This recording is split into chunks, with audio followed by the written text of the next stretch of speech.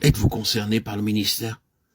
Débarrassez-vous des idées que vous avez du ministère. Si celle-ci vous lie tout simplement à quelques paroles d'une prédication ou d'un enseignement, ou à avoir quelques œuvres chrétiennes organisées à accomplir, ou à une activité locale pour les intérêts des chrétiens. Toutes ces idées doivent être rejetées et nous devons nous dire, je suis dans le ministère, je suis appelé au service. Et le ministère est uniquement, ni plus ni moins, le fait que j'ai Christ à partager, que j'ai quelque chose de Christ à donner, que je connais le Seigneur dans cette mesure, d'une manière si vivante que je peux le transmettre aux autres avec ma propre connaissance de lui-même. Notre connaissance croissante du Seigneur signifie un ministère qui grandit. Et il n'existe aucun réel service pour Dieu en dehors de notre propre connaissance personnelle et vivante du Seigneur.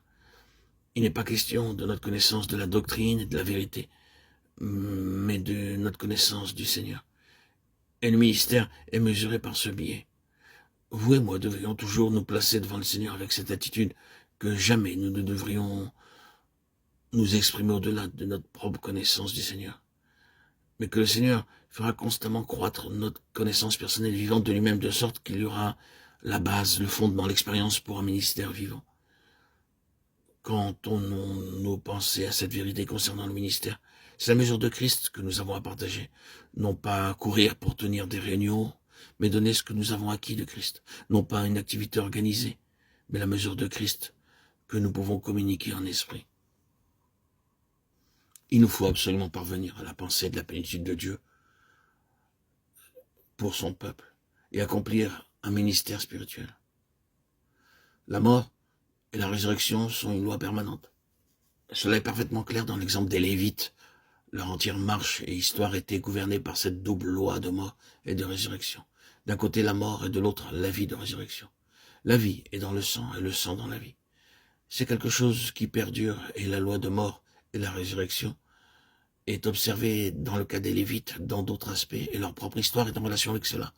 Le jour où les premiers-nés d'Égypte furent frappés par la mort, ceux d'Israël furent maintenus en vie à travers la mort.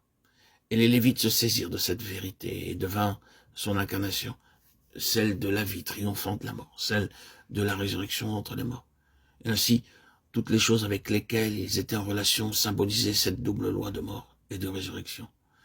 Nous pouvons parvenir à la plénitude que Dieu a prévue et nous pouvons accomplir ce ministère qui est un accroissement de Christ uniquement en perpétuant cette loi. Cela signifie que la mort agit constamment dans le domaine qui est rejeté par Dieu, afin de libérer de la place pour celui qui l'approuve. En d'autres mots, c'est une situation de mort opérant continuellement pour nous faire disparaître, afin d'apporter Christ en nous. La croissance, la plénitude, que ce soit dans la vie ou le service, doit toujours et constamment se produire par l'œuvre de mort sur tout ce qui relève de notre ancienne création, et l'œuvre de résurrection dans laquelle seul Christ apparaît. La résurrection implique Christ. Dieu n'a jamais ressuscité l'ancienne création. Dans la mort de Christ, il l'a crucifié, enseveli, et ne l'a jamais ressuscité. Il a ressuscité ce qui le satisfait pleinement. C'est démontré ainsi. Nous passons par des expériences de souffrance douloureuses, sombres et profondes, dans lesquelles davantage notre propre moi meurt, davantage de notre propre force naturelle, intellectuelle et de volonté est ensevelie. Davantage du moi est mis dehors. Et à chaque fois, nous sortons de cette profonde expérience avec quelque chose de plus du Seigneur, un accroissement de Christ. Ainsi, nous grandissons par la loi de la mort et de la résurrection, la loi du grain de blé. Le ministère est sur cette base. Ceux qui ont une plus grande mesure de Christ et de ses richesses à communiquer sont ceux qui ont le plus souffert, car dans leur souffrance, ce qui était un obstacle à Christ a été retiré. Et toute souffrance a cette finalité. Quelle honte que si souvent nous ne laissons pas la souffrance réaliser son œuvre. Soit nous nous révoltons et nous nous rebellons contre elle et devenons amers, soit nous résistons à la pensée de ce qu'elle a en vue et nous adoptons une attitude de martyr ou d'apitoiement sur nous-mêmes. Non, les traitements de Dieu à notre égard dans toute souffrance sont en vue d'un accroissement de Christ, premièrement pour notre propre développement, notre accession à une plus grande mesure de sa plénitude, à la stature de Christ, et ensuite afin que nous puissions avoir plus de Christ à donner. Pour le service, cette loi de mort et de résurrection agit. C'est le chemin de la croissance divine. Prenons donc de nouveau la pensée de Dieu, la plénitude de Christ, et constatons qu'elle est là pour gouverner tous ces traitements à notre égard. Et assurément, si nous voyons réellement que Dieu est à l'œuvre, nous serons consentants et nous céderons devant lui.